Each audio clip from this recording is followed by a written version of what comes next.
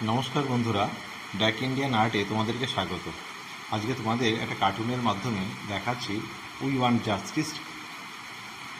এই তিলোত্তমার বিচার চাই, তার একটি কার্টুনও করে দিচ্ছি। আমি জানি না যদি কেউ ভাবেন যে ছবিটা ভালো হয়নি, কিছু করার নেই।